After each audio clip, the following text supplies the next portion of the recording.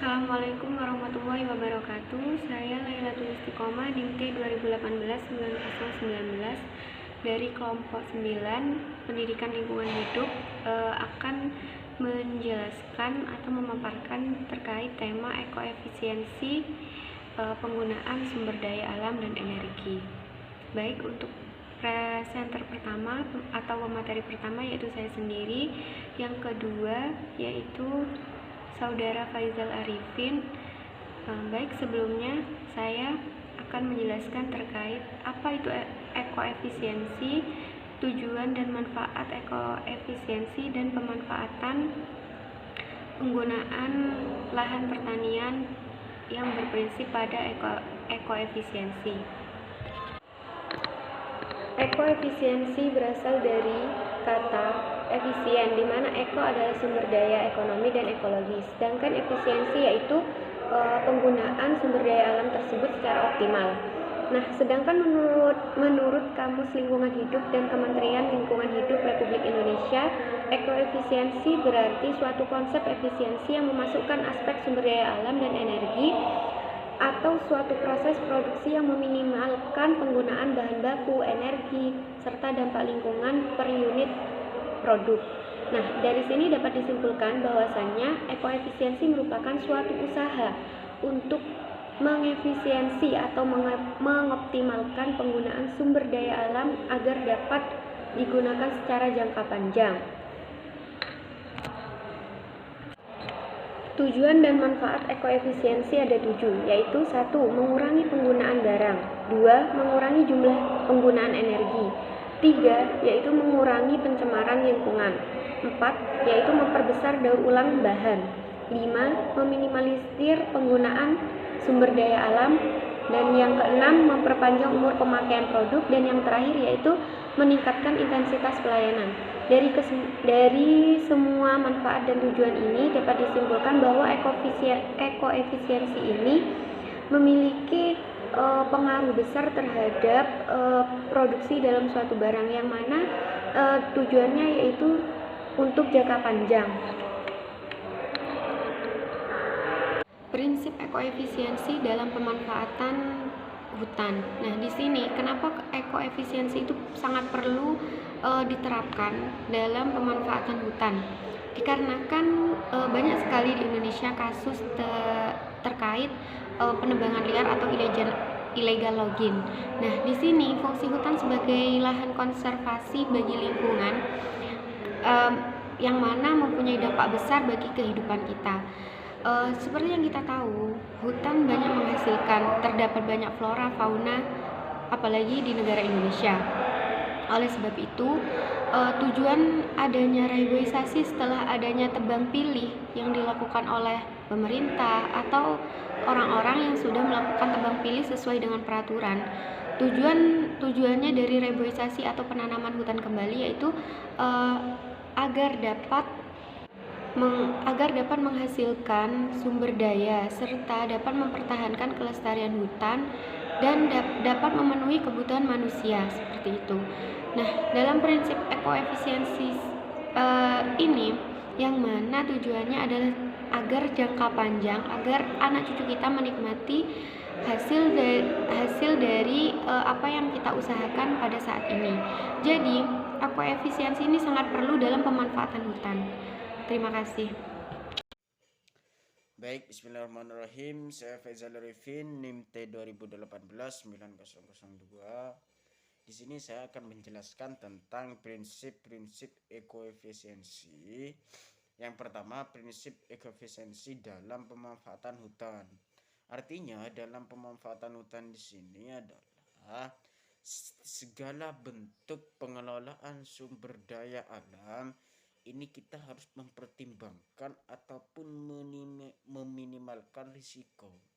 Artinya kita mengartikan prinsip ekoefisiensi dalam pemanfaatan hutan di sini, yakni agar mengurangi risiko, saudara.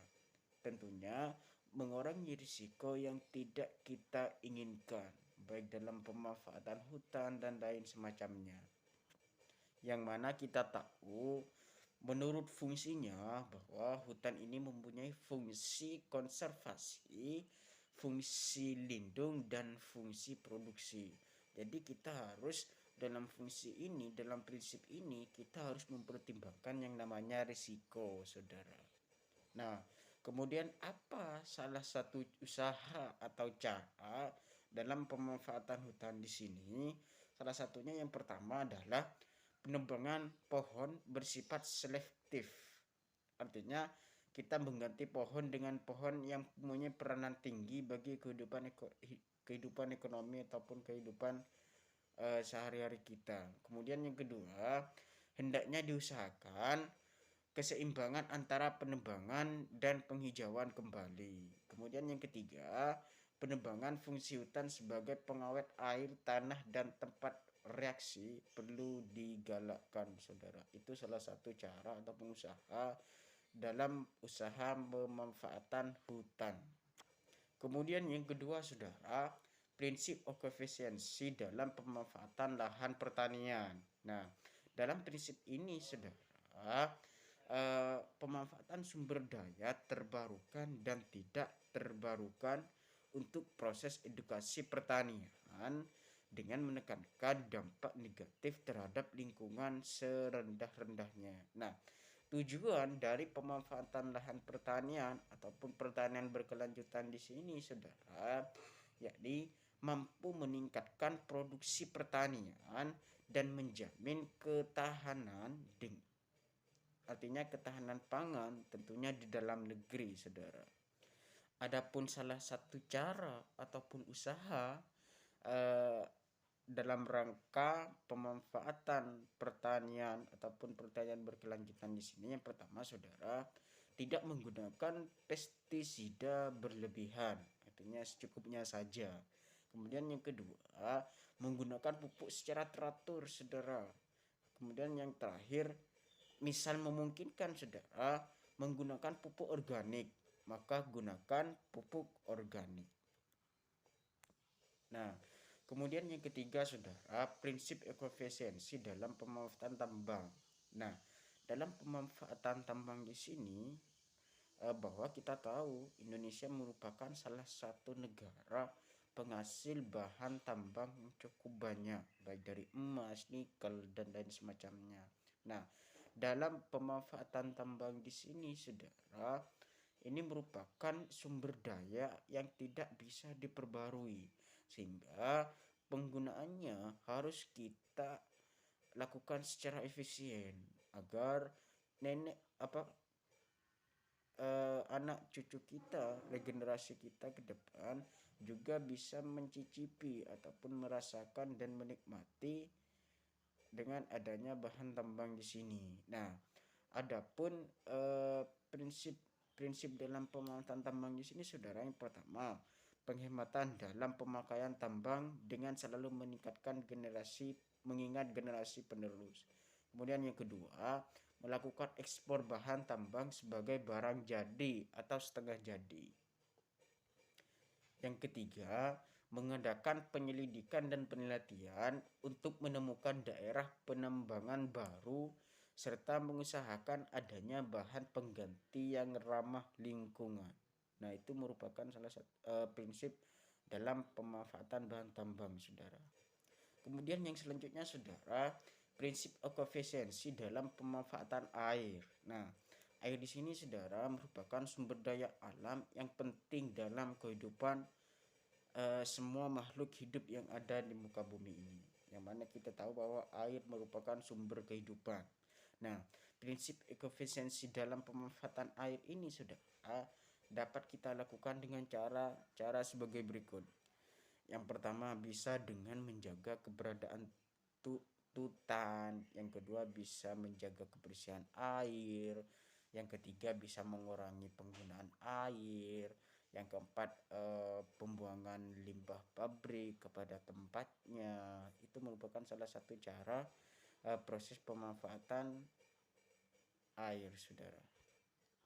Nah, kemudian yang terakhir, saudara, prinsip efisiensi dalam pemanfaatan industri. Nah, prinsip ini, saudara, ada kaitannya dengan pembangunan berkelanjutan agar sumber daya alam kita tetap terjaga dengan baik dan dapat dilakukan dengan pemanfaatan hutan, bahan dan energi dan lain semacamnya.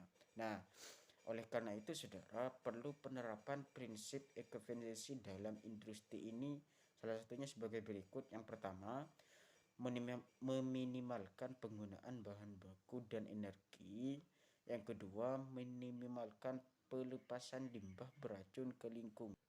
Yang ketiga, menghasilkan produk yang dapat didaur ulang. Yang keempat, pemanfaatan SDA yang dapat diperbaharui. Yang terakhir, mampu menghasilkan produk yang tahan lama. Itu merupakan prinsip-prinsip ekoefisiensi, saudara. Terima kasih.